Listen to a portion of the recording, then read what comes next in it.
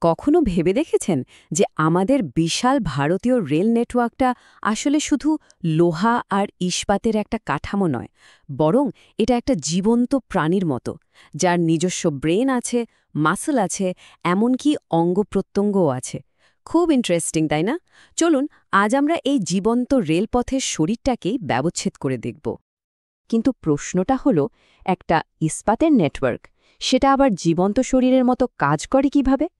আসলে রেলওয়ে ইঞ্জিনিয়ারিংয়ের কিছু জটিল বিষয় বোঝার জন্য এর থেকে ভালো উদাহরণ আর হয় না। আজকের এই আলোচনায় আমরা দেখব এই বিশারবপুর মস্তিষ্ক, পেশি আর অঙ্গগুলো ঠিক কি আর কিভাবে কাজ করে। আজকে আমরা দেখব এই রেল নেটওয়ার্কের জীবনটা কেমন, এর পেশি পয়েন্টস আর ক্রসিং কিভাবে কাজ করে, এর অঙ্গ-প্রত্যঙ্গ অর্থাৎ স্টেশন আর ইয়ার্ডের ভূমিকা কি, আর সবশেষে এর মস্তিষ্ক বা সিগন্যালিং সিস্টেম কিভাবে সবটা কন্ট্রোল করে। চলুন শুরু করা যাক। তো একটা জীবন্ত শরীরের চলাফেরার জন্য সবচেয়ে আগে কি দরকার? মাসল বা পেশি, তাই তো? রেল নেটওয়ার্কের ক্ষেত্রে এই পেশির কাজটা করে পয়েন্টস আর ক্রসিং। এগুলোর জন্যই এই বিশাল শরীরটা নিজের দিক বদলাতে পারে, এক লাইন থেকে অন্য লাইনে যেতে পারে। এই যে পেশির কথা বললাম, এর সবচেয়ে গুরুত্বপূর্ণ অংশটার নাম হল টার্ন আউট। খুব সহজ করে বললে এটাই সেই আসল মেকানিজমটা যার সাহায্যে একটা ট্রেন লাইন বদল করে। আসলে এটা পয়েন্টস আর ক্রসিংয়ের একটা কমপ্লিট সেটআপ, যেটা একসাথে মিলে কাজটা করে। ব্যাপারটা কিভাবে কাজ করে জানেন? খুবই সিম্পল কিন্তু দারুণ এফেক্টিভ। একটা স্ট্রেচার বার থাকে, যেটা দুটো ধারালো পাতের মতো টাং রেলকে নাড়ায়।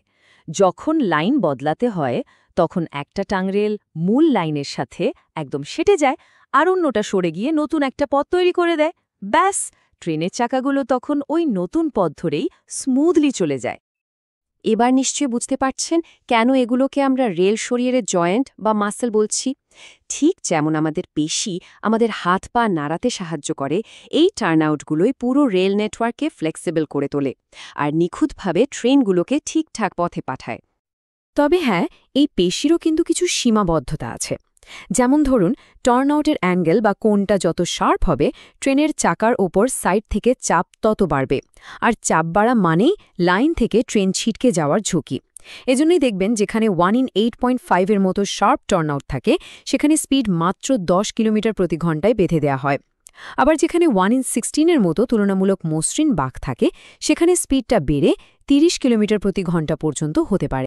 তাহলে একটু মনে করার চেষ্টা করুন তো, এই যে রেলওয়ে শরীরের কথা আমরা বলছি, তাতে একটা টার্নআউটের প্রধান কাজটা ঠিক কি?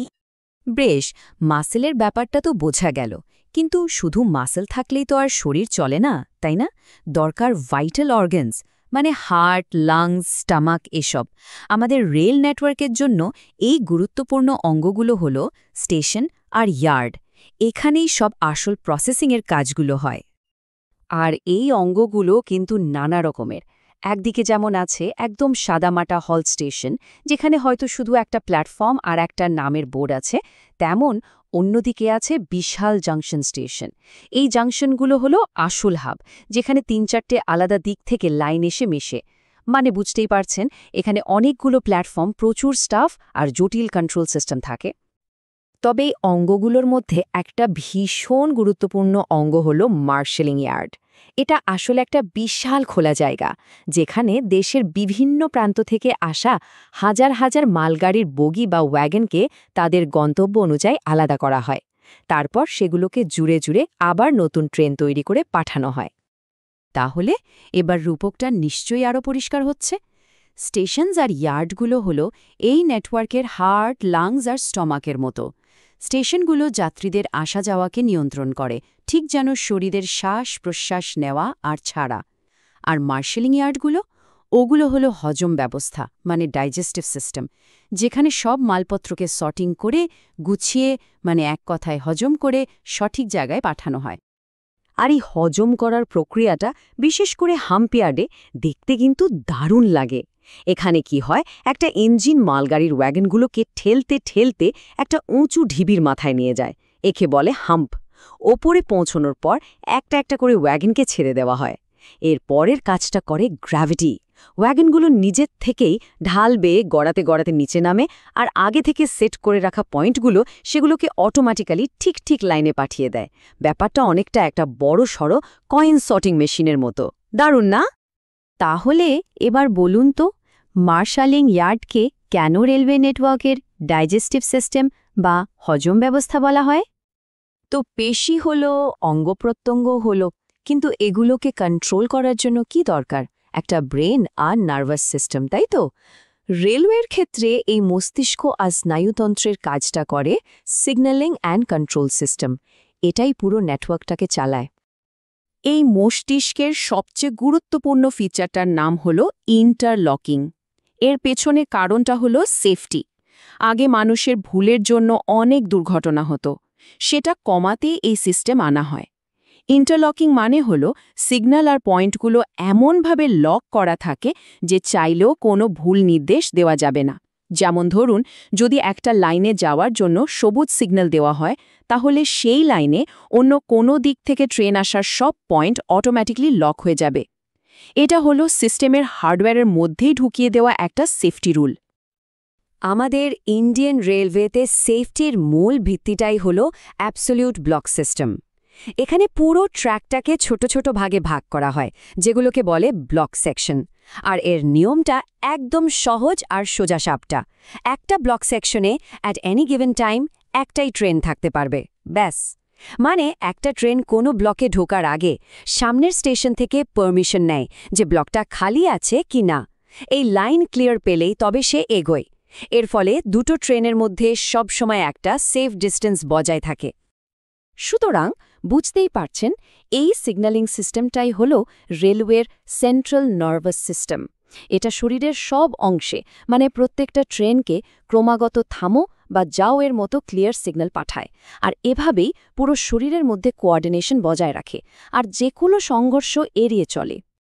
তাহলে একটু ভেবে বলুন তো, অ্যাবসোলিউট ব্লক সিস্টেমের সবচেয়ে বেসিক সেফটি রুলটা কি? তাহলে চলুন আজকের পুরো আলোচনাটা একবার এক ঝলকে দেখে নেই। আমরা দেখলাম পয়েন্টস আর ক্রসিং হলো রেল শরীরের মাসল, যা ফ্লেক্সিবিলিটি দেয়।